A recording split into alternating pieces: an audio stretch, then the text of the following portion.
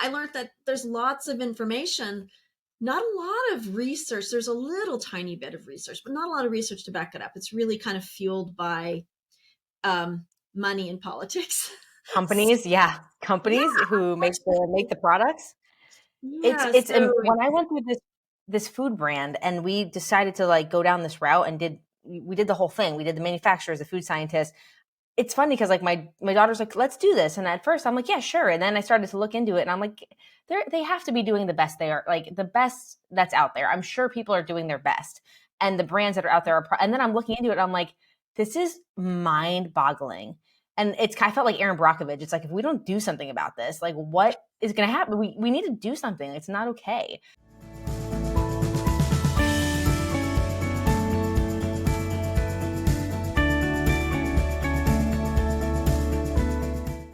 All right. Hi, parents. Welcome back to Parenting on Purpose. Today we have Miss Angela Poach, our neighbor from the north, and she is a health and wellness coach, and she has a specificity in nutrition. So this is a very near and dear topic on my heart.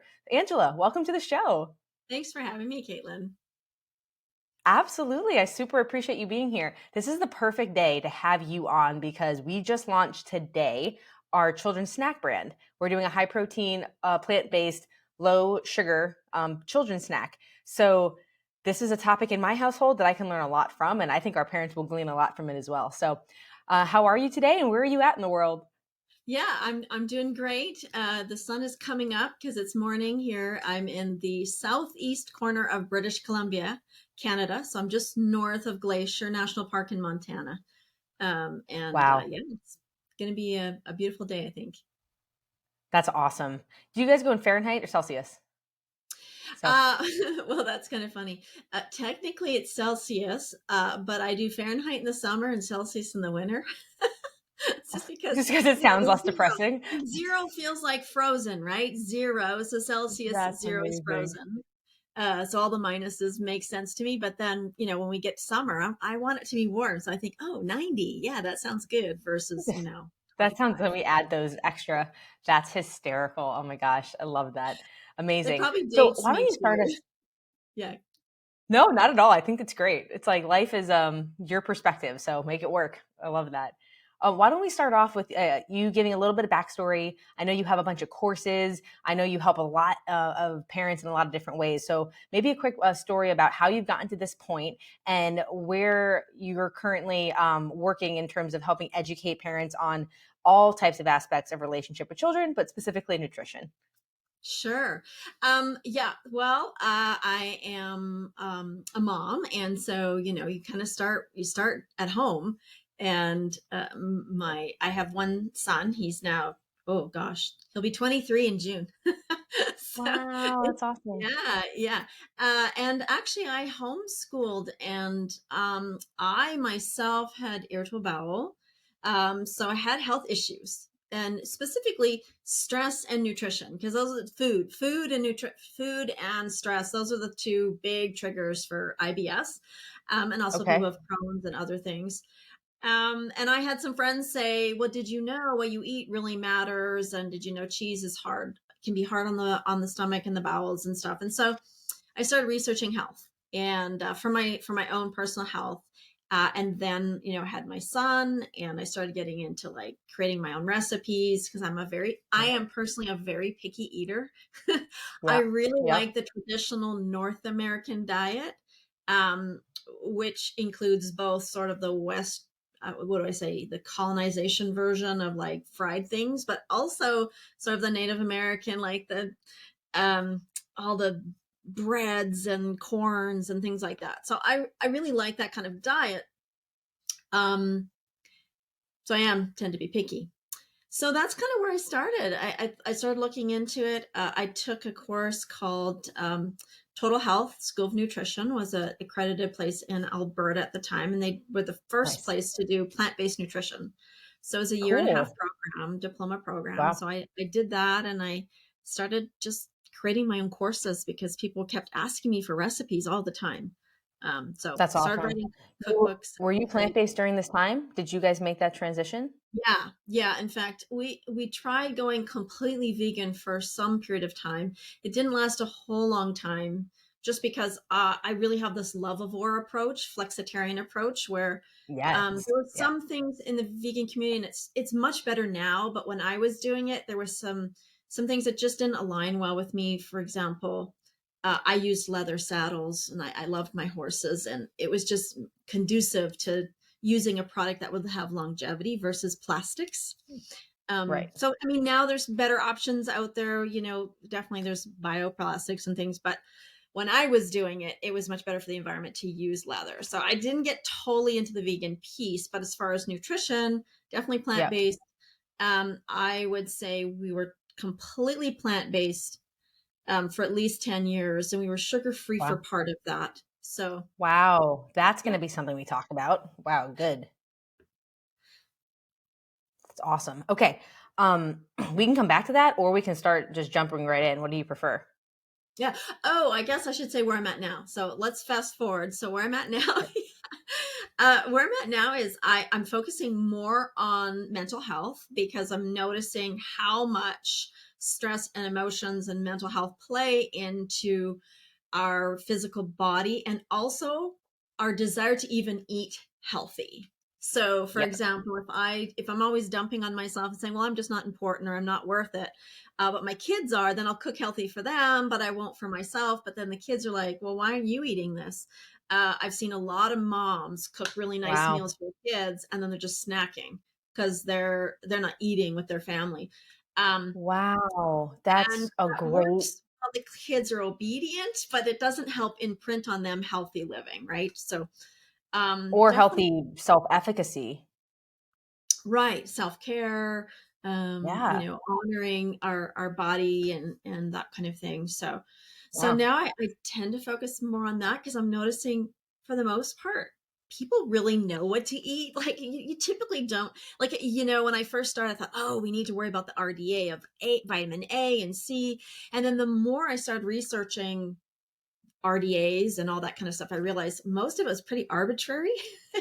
So there's What is not really. RDA? Sorry, pardon my ignorance. RDAs are recommended daily allowances. So Oh, like, okay. and Okay. it's changing. So but it might be something like 800 milligrams of calcium for men, and it might be 1200 Oh, for got women. it.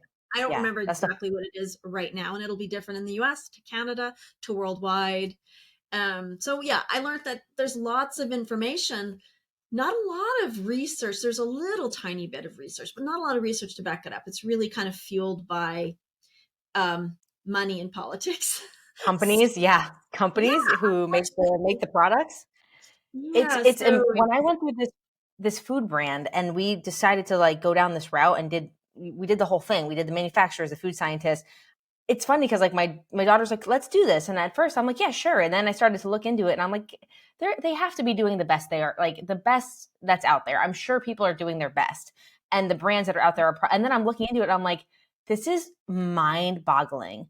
And I felt like Aaron Brockovich. It's like, if we don't do something about this, like what is going to happen? We need to do something. It's not okay. So I learned exactly what you said firsthand and why there's different things in place and why it keeps certain people and players out of the game. Thankfully, mhm. I think we're at a place as a society where there's just so many people now, like non-tolerance for it, that we're starting to see some change. But yes, I saw that firsthand. It's crazy. Yeah, yeah. So I thought, you know what? I'm going to focus where it seems to be the most effective, and that is on our thinking. And also, like you say, nutrition is a really important part of it. But if we can focus on that, most parents then have the tools to then integrate the nutrition as well into their home. So that's kind of where I'm at right now. But I love Wow. healthy lifestyle, and so exercise, diet, all of that plays into it. Getting out, nature is a huge component for kids. So much, so important for their health. So yeah, it's Yeah. definitely And fun and integrated. just gets there. Yeah, exactly. Okay, so this is fascinating to me, and we have not had anybody on to talk about gut health or mental health as it relates to gut health and just the whole human, right? Like when you think of like your three major centers, you have your brain, your heart, and your stomach. And I think now in the recent decade, certainly the recent 5 years, there's been a huge emphasis on your gut and your mental health, like all the different probiotics, prebiotics, whatever Hmm. other type of biotic like things that are coming out. So I would like to start there and then we will get into the mental health and how it helps play into the total self-care as a human. I think that's amazing. So could you share with us a little bit for the viewers? Most of our viewers, parents, anywhere, kids are anywhere from 2 to like going to college, right? Teenagers. But just like, what did you learn through working with parents with gut health? What are some of the struggles, like the inflammation? How did you, like, what are some things people can do to help? How does that affect mood? Just like any of the things that come to your Sure. mind that you've learned. Sure. Well, first of all, I learned that there are some specific triggers for people who have irritable bowel that may or may not affect the general population. So, Monash University has done a ton of research on the bowel and irritable bowels and gut health. And so they came up with this low FODMAP diet, which I don't know if I'm going to really remember it, but it's low in um, uh, fructose, oligosaccharides, polygosaccharides. There's very specific sugars Cool. that seem to trigger certain people. And once you know your categories, then you can Mm. avoid those food groups to a point. The idea is to actually cheat as much as possible on this diet, but to be mindful of when you're going to do that and how much. So, quantity plays a really big role. I'll give you an example. I thought I could not eat oatmeal and raisins. I thought those things Mm. were triggers because they do have some of these sugars in them. But it turns out if I have half a cup of oatmeal with 2 tablespoons of Wow. raisins, I'm totally fine. But if I have 3/4 of a Interesting. cup of oatmeal, it triggers me. So learning portion control was Wow. huge because that really opens up the ball game, right? Like if you have to get rid of food groups because you think you can't eat these foods, you start to really whittle down what's available to you to cook with. And the reality is, Right. Right. oftentimes when it's food insensitivity, we're talking about food insensitivities versus allergy, which an allergy is an immune system response. You know, you do the prick Got it. test and they lump all up on the arm and that kind of thing. So that's an allergy response. Even allergies, less is better, but typically we want to avoid things that actually trigger the immune system response. But for most people, they have what's called a food intolerance, meaning, their stomach just starts acting up or they're just, yeah, just doesn't sit with them well, those kinds of things. So the portion control was amazing that I learned with Monash and combining foods. So like if, uh, and I can't remember because I just use an app because it's so complicated. I just use the app. But like if I Yeah. have blackberries, then I don't want to have apples in the same meal because they will be too Oh, much. okay. It'll be too much So they all fructose. have different types of sugars, and those Mhm. different types of sugars would affect you differently. I Yeah. it makes sense, but it didn't just click for me like ever in my life until just now that one of the biggest triggers of IBS is sugar. So white sugar actually is not too bad, but honey is Okay. a big trigger. And Got it.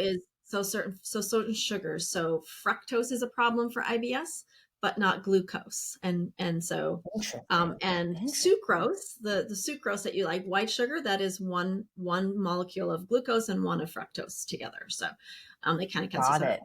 But I will say that white sugar or too much sugar of any kind is an inflammatory. So it acerbates, I'm going to say that wrong. I love the word, have trouble saying it, but it will acerbate all your symptoms. So, Yeah.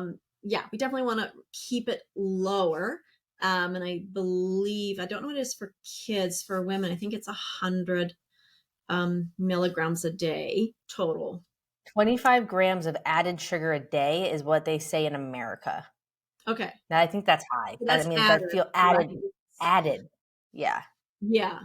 It's Um, hard to know. Like if you look at a food package, a nutritional label. So this is just reality, right? You're going to go to the store and you're going to try and pick a cereal. You're going to look at the nutritional label. You're not going to know what part is added and what's just a healthy sugar, because we don't want to be right. afraid of sugar. Just like there was a fear of fat movement back in the 90s and early Exactly. 2000s. Right. And it went crazy. And then all of a sudden, people were starting to have heart problems because they weren't not getting enough good fat. And Exactly. especially for children, like omega 3s, we need for brain health. The same is actually true of sugars. Your body fuels on glucose. And Yep. the brain is much healthier when it can run on glucose. Not so much Oh, for good, because we adults, have a lot of fruit. children. Not Yeah, oh, yeah. okay. I mean, Interesting. Okay, adults can do so like keto and those kind of things, and your body will just reconvert fat into sugar and that kind of thing. But children okay. particularly, they do. For example, this is a terrible study, but it was legit. Back in the 50s, they were, sugar cereals, they were trying to fuel. And they did studies how, eating breakfast cereals and lots of sugar, they would even say candy bar. If you had a test, give a child a candy bar. And there was Yeah, some I've truth heard that to that. But it has all those bad negative consequences after you come down from after. the high. Yeah. So we want to Right. stay away from those kinds of things, and just eat whole foods as much as possible. Okay, so that was going to be where I went with that. So I'm glad you said that. So with all the confusion and all of the stuff out there, like the best heuristic for people is fruits are great, natural foods from the earth Yeah, are the way to go. yeah, Unless your child has an intolerance to it, then you have to be mindful of portion control. exactly. Yeah, because we have, you know, a handful of nuts is going to have some sugars in it, has carbs in it. So Absolutely. yeah, Right. good food. Okay, So this seems like an appropriate place to ask about the time of your life because I didn't know that about you. I was actually vegan for 10 years also. Mostly plant-based. Like I was vegan for most of that, but very, very plant-based, veg forward. Um, Tell me about the time when you guys went sugar free or no added sugar as a family. What did that look like? What did meals look like? What was the conversion to that for your son? How old was he at the time? Was it like sure. anarchy at the house? Like Well, my son was pretty young, and as long as I cooked good, he didn't care. So I think flavor awesome. makes a big difference. We still used sugar alternatives at that time. Um, and so, yeah, I think I mean, we mostly tried to I learned doing that really it was about reducing sugar and then trying to find some healthy alternatives. Yep. That was my takeaway, and that's why we're not sugar free anymore, because we realized it's got to be sustainable. Balance. Whatever you do Yeah. in your family home, it needs to be sustainable. And it's a lot of this stuff is we get passionate about it, we get excited about it, and we do it for 5 or 10 years, and then year 12, 13, 14 comes along, and it's like, oh, we feel disappointed we can't have this, cake. Like, we were really lucky. All of our friends were really into health. So like even when we go Got to it. church potluck, it'd be like sugar-free cakes and or almost sugar-free, Wow. but close to it. Yeah. What were you And so, using as sugar-free alternatives? What does that mean? What oh type gosh, of good things? question. It was a long time ago. So now I use dates, like I use whole foods, but Okay. back then I Whole probably would food. have Okay. used, yeah, probably back then I would have used stuff like honey. I think agave made its rounds, and I probably jumped on that bandwagon for a while. Got it. Got it. Um, Yeah, there was a couple other things. We did do maple syrup, which is still sugar, but it's not white Yeah. refined sugar. In fact, it has some B vitamins in it and iron. So, That's cool. um, Okay, this is good. And so sometimes it's going through the fire to get the perspective. yeah, And so the perspective that you gleaned was an absolute extreme diet is going to be challenging. But to keep it to the whole foods, to keep it to the whole types of sugars. yeah.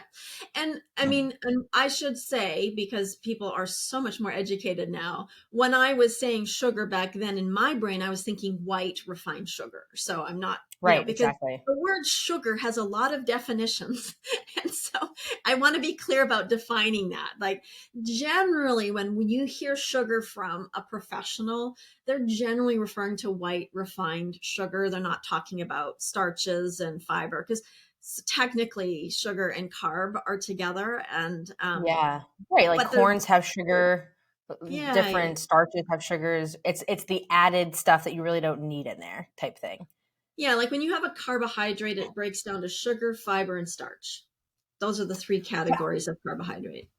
So, Yeah, right, there's what your lots of body uses healthy, for fuel. Right. yeah, So yeah. how do nutritionists feel about all the options nowadays with like the 0 calorie sugars, like the stevias and then like the like the coffee creamers and like the energy drinks and all these like zero sugars. Where does that sit with you?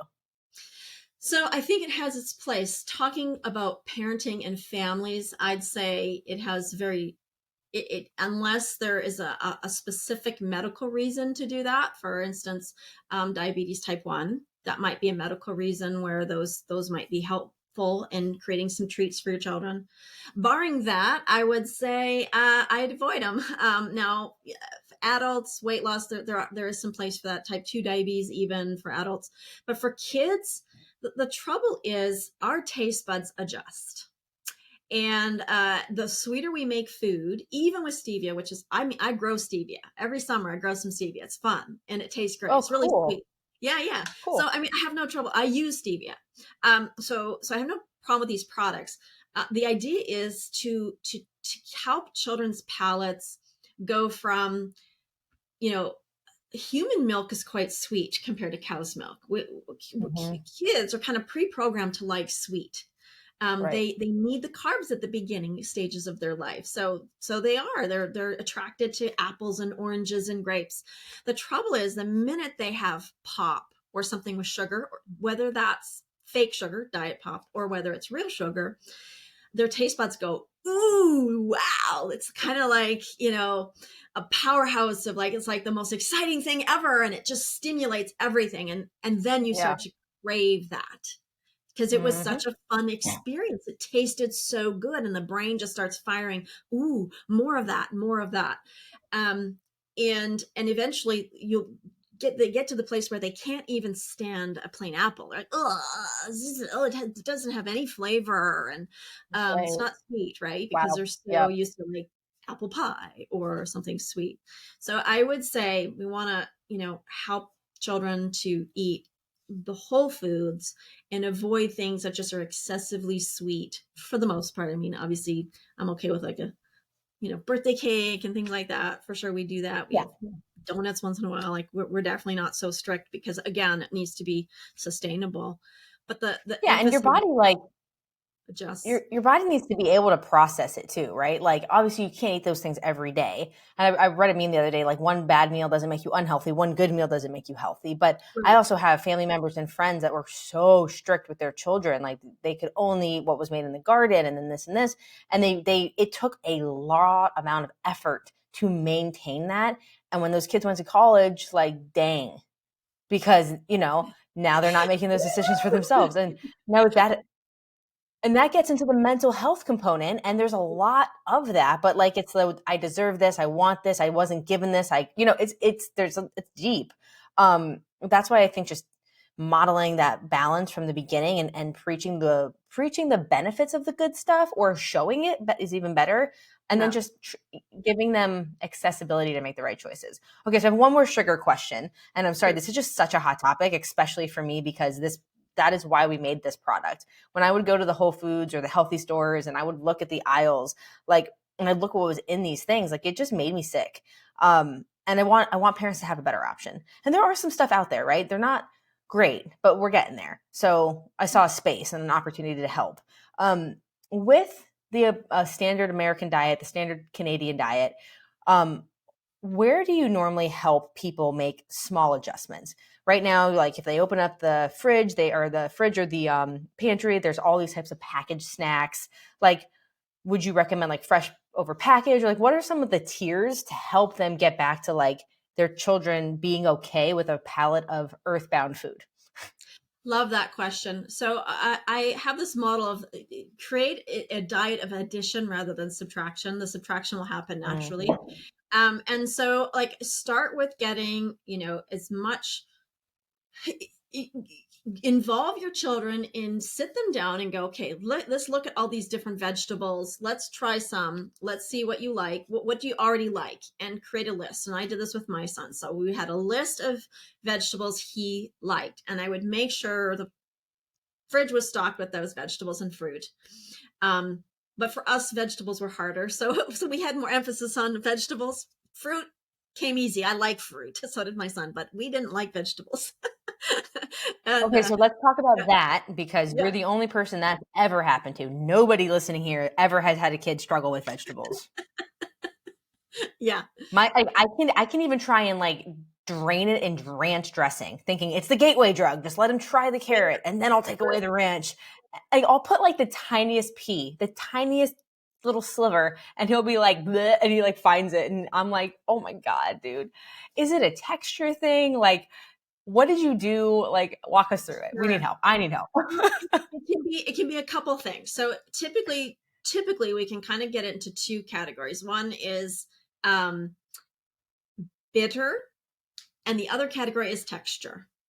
I mean, the Got third it. is flavor, but generally you can adapt to a flavor. So, for instance, a lot of kids Hmm. will have tomato sauce, but they don't want fresh tomatoes. So the flavor does Yep. change, right? That there's more umami in tomato sauce versus a regular tomato. So that umami kind of draws you in, and it's very satisfying. Um, Mm. so, but the texture often of like a raw tomato is over the top for most kids. It just can't, they just don't do it. And that does adjust. So one of the rules of thumb, and I was going to look this study up because we were talking about this in our pre-meeting, but one of the rules of thumb is it takes on average between 12 and 16 times of tasting Yes. something before you I heard that. adapt and actually find that you would tolerate it or even like it. So you might actually hate it, try it 16 times and then like it. The key is it needs to be just tiny, just like all you need is half a pea, right? Um, and not just swallow it. It does need to hit the taste buds, because my thing was, well, I'll just swallow the piece. So it's okay if they don't swallow it as long as I can do that. Like, I Yeah, yeah. have stickers and monster trucks for leverage. It's Like, we not can about do their this. it's not about their stomach needing to accept it. It's about their Taste brain it. saying that this is Yeah. okay. It's not horrible. So really, it's just kind of getting it on their tongue, rubbing it on their tongue, and then leave it for a few more days and eat the rest of their meal. So number one, you're not making this a big ordeal when you do it. It's just, Yes. you need to be casual about this. Like, oh, it's not a big deal. We're just going to rub it on your tongue, make it a joke. And even if they're kind of freaking out about it, as the adult, you need to just be chill about it. Like, yeah, it's okay. It's no big deal. Um, and you can kind of acknowledge that they might be feeling like, oh yeah, you know what, mommy stuff, like there's some healthy stuff out there and I've had to, eat it. It tastes terrible. I totally get it, but mom's still going to ask you just to rub it on your tongue. Let's do it real quick. And you can make a game out of it. Um, and then you That's tell cool. them I wouldn't necessarily tell kids, well, I'm going to give you 16 tries, because they might just like hold out for that. No. Yeah, Yeah. yeah. Well, I'll just Boycott dinner. yeah. So, but it's all about just as small as possible. And then, the fourth or fifth time, then it needs to be a little bigger, and maybe chew it once or things like that. So sort of this Cool. progression, and just let them know that it's true for you too, that we don't really know what we don't really know for sure that we don't like a food until we've tried it multiple times, because when it's new, it's kind of like the brain is going, what is this? And that what is this Mhm. can be feel really uncomfortable. That's why we think we don't like the food. That is So so well explained for a child's vernacular. That is probably the best I've ever heard that be explained. I'm really appreciative for that. That's great. yeah, everything has to be at their level. I think parents try too hard to reason. So the age of reasoning starts at 8 years old. Got Before it. eight, kids cannot, you can logic them all you want. They don't get it. It's not that they don't care. It's not that they're not listening to you. They're not being disobedient or disrespectful. They don't get it. Their brain cannot understand it. Same with symbolism. It's very hard for Mm, children under 6 to understand symbolism. For them, when they right. see a human being on TV doing something, you can tell them it's fake. They won't get it. It looks real to them. Yes. It's real to their brain. um, and so it's hard, because we want to rationalize it, because we want our kids to like embrace it. um, and you do need to do that as they start to age, but when they're really little, they won't get it. So it's much better to just make it a game. You can still say simple facts, because they can internalize the facts. And that definitely leaves an imprint for sure. But you're not gonna be able to say, okay, well, if you do this, then like if you eat this, it'll be good for you, because then your brain, because they don't even have frontal lobe, which is their forethought. Yeah. I Right. mean, men do not fully develop their frontal lobe till 30 years old. Women, it's 25. And that's the ability to know that what I do now is going to affect me in the future. So you can Oh, well, imagine how that hard puts it a is. lot And of even in the teens, yeah. we're like, I just want to eat the potato chips, mom. Like, what are you talking about? It's going to make me fat. That's where I just went when you said that. I'm like, oh, I'm being a little hard on my 15-year-old then. Yeah. Oh, that's great. Wow. Okay, so if they reason doesn't resonate, what is the modality to communicate? Just So you facts? can just, yeah, you can just say simple facts, but you're not trying to get them to rationalize that this is, yeah, Got it. from beginning to end. Simple facts, games. It's okay to tell a child that, hey, I'm looking out for you. I'm your parent. I love you, and this is the best way for you. If anything, that actually helps kids to feel more secure. We've kind of, Cool. like, you can go from this like authoritative, you need to do this because I said so, and now I think we've swayed too far into always allowing choice, choice, choice, choice. And that's actually pretty overwhelming for little children. Teens love it. Like, that's fine when they're older, but you know, the younger they are, the less choice they should be given because it's actually harder for them. 3 year olds don't know. Like, Interesting. you can give them two shirts and say, do you want to wear the pink one or the blue one? And it seems really cute and fun. Or would you like the carrot, or would you like the cucumber? Um, it seems like we're doing something so nice, but actually it's always putting pressure on them to decide. And we live in an Mm. information overload society right now. They're having to choose all the time, right? So it's That giving them, there's, like, anxiety a little bit. yeah, it adds stress Wow. to their life. Whereas if you say, okay, Wow. here's dinner, this is what dinner looks like. Now, outside of dinner, you could start talking with them, and which ones do you like? What vegetables, you go shopping and you're conversating with them. That's not the same thing, because now they're building a relationship with you. They're not choosing, right? So like if I say, hey, look at these different vegetables. Mommy's never even tried these new, like this Chinese cabbage looks interesting. I've never even tried that. Should we try that, Cool. this week? Yeah. So you're having a conversation. Now that's a choice. Should we try that Yep. this week, right? But if I take them down the aisle and say, you let's look at all these vegetables, which ones do you like? Now they're giving me information. They're not really choosing. They're saying, well, I like the carrots, I like the peas, I like the potatoes, I like the jicama. Um, Not probably not 3 years, not gonna say jicama, but the older children might. And Yeah, so like, that's that's an advanced palate. yeah. So just understanding the difference between having a conversation, what does your child like, versus, oh, you get here, you're getting to pick, or you're helping me, with the menu. Definitely we add that. I mean, 5 6 7, you're slowly adding choice for sure, definitely. But I think we get a little overboard on trying to figure out, if we involve them in choice, maybe they'll eat healthier. And Yeah. that doesn't always play out, because they're going to like the pretty pink, sparkly, sugary things. It's They want just, the cake pop, it's not the designed. carrot. Yeah, yeah, And exactly. that's how we've survived as a species. We went for the stuff that was going to maintain our body fat. Mhm. Now we're just in a place where there's Mhm. food literally falling off the shelves. It's just different.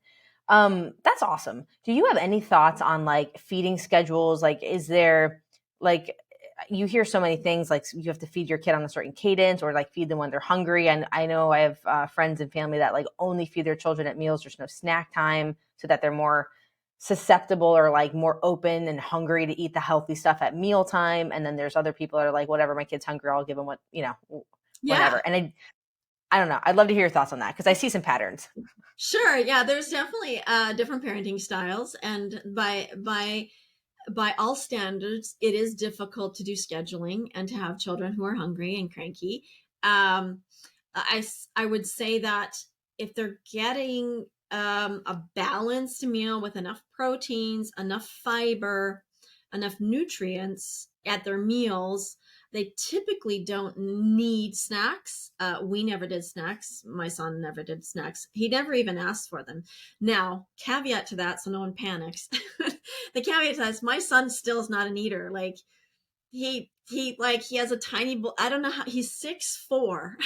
And he doesn't eat hardly Wow. anything. I just don't know. He's just not an eater. Like, some people crave food and they love it in their mouth, and but he's just not one of those people. So I had it easy. So just for those of you out there, if you need healthy snacks, don't feel ashamed or anything.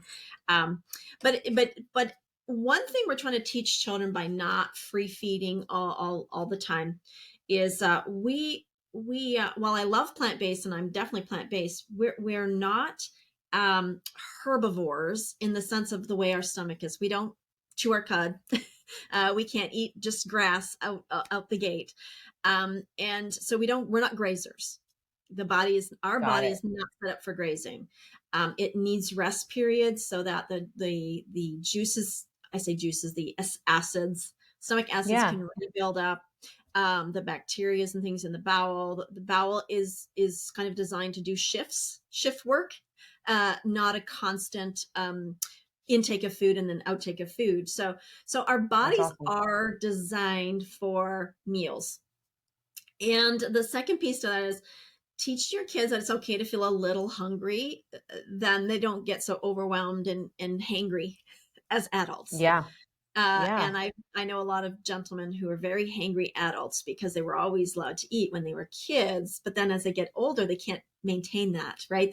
You'll get too overweight, not enough expensive calories. So, um, yeah, I'm a meal person. And also the other thing with having regular meals, a couple things. One, it creates security emotionally, which is Yep. helpful for their whole health. It actually takes some pressure off of the parents in some ways, right? Because now you have to Mm. plan it. You just know this is the way it needs to be, and it gives you that motivation to do it.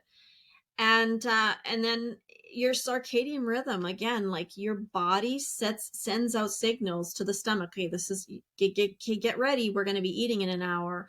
And so your body's set up to digest better when you're staying on a regular schedule. I like that. I'd love to hear a little bit more about the rest periods of time. Obviously, intermittent fasting is so popular now as an adult. Mhm. Obviously, you wouldn't, give your kid 16 hours of not eating is not optimal for growth. But what does that look like for children?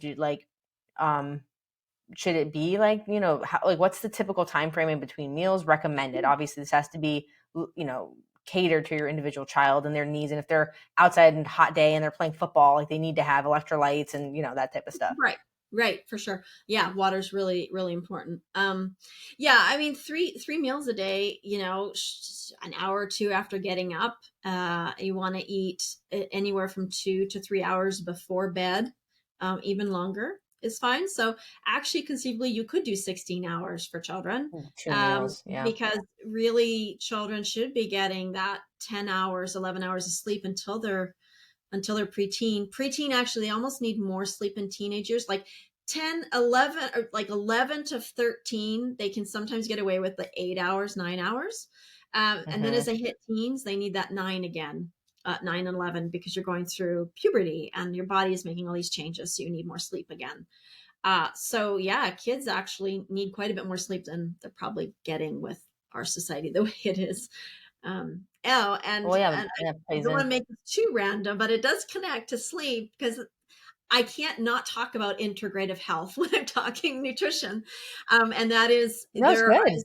there's some preliminary research showing how we get more of the hungry hormone.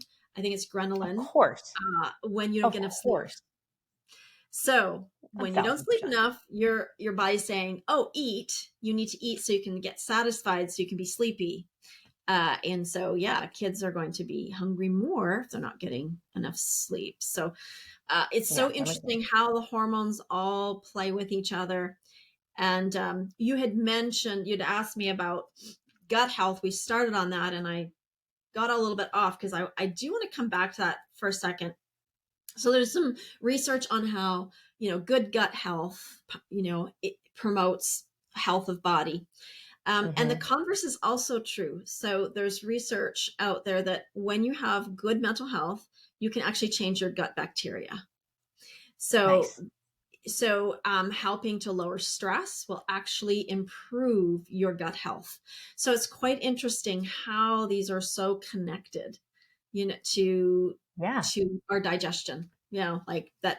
You know, happy being happy can help your food digests better. So that's why, colors and flavors and enjoying food and being together as a family when you're eating, why all that Yeah. plays into actually getting better nutrition, because your gut health helps you pull out more nutrients out of the food. That's awesome. Does that look like a gratitude exercise? Does that look like being like I think of when you're in the gym, like a mind muscle connection. Does that look at the taking in and what you want to glean from it, and like interjecting your own intentions? What does that look like? Yeah, I mean, the test that they did in the science and the research that I'm referring to, was they looked at people who were having negative thoughts about themselves. So Mm-hmm. I'm not good enough, or I'm an idiot, or because kids thoughts tend to be more like I'm stupid, or it's not fair. These kinds of negative thoughts, and we used cognitive behavior therapy, so tools to help with rational thinking, um, logical thinking, because it's not rationalizing like we were talking earlier with children, but kids can learn Amazing. logic, like facts, and using those tools to help reshape those thoughts. So the thought comes, I'm stupid, and you counter it with and whatever works for that person. So in my case, it might be something like, you know what, I do make mistakes, and that's totally okay. Or you know what, I make some mistakes, but I'm not a total idiot. So there's all kinds of positive thoughts that might work, right? If they'll be different for different people. So So that's in what. terms of like in Sure. terms of digestion and food, it's not necessarily having a positive mindset about the food, it's having a positive self mindset. Got it. Exactly. Yeah. I mean, Okay. if you're, oh, this tastes horrible, mom's such a meanie for making me eat it, that's negative thinking. So it's negative Wow. thinking in general. Could be about the food, Got it. could be about the relationship, could be about oneself. That makes sense. There was that study. It's like something Hiramoshi. It was like the study of water, and when they had a water on a sound plate and they played different resonance of music, the resonance of higher like love and hope and joy. It actually moved the water molecules into very beautiful like snowflake esque shapes, right? Because water, which we're mostly from a Hmm. compound perspective made up of water, Right. um, it affects you. And they did the same with the antithesis, hate, anger, and it acted and looked very much like cancer cells, um, Interesting. and disease. So it's a very cool book. I read it in high school, and it really set me on my journey, and like when I became plant based and stuff. Um, Kind of a tangent, but really messed me up when I was vegan. So when I got pregnant, and my husband is Samoan, and this little boy is a carney, like total meat kid. So I felt like I was like, and then I would eat it. And I'm like, oh god, it's good. Like it's so bad. But also I also was vegan for a long time for the spiritual component and just feeling more of like a primary consumer of the light of earth of energy and not like a tertiary consumer. But then I watched something and they're like, oh, well, the blade of grass has feelings. And when you cut the blade of grass, it gets stressed out. I'm like, well, what damn, like whatever I eat is going to mess something up. So I was like, I genuinely do enjoy the taste of vegetables. I love them. So what we get in the practice of is we do like morning, not necessarily affirmations, just like getting your mind primed for the day. And then when we do sit at meals, and it's not every meal because there are plenty of days when I'm rushing off to work and my son is eating, like packaged food, like a healthy cereal or like oatmeal. Like it's kind of packaged, but it's healthy-ish. In the front.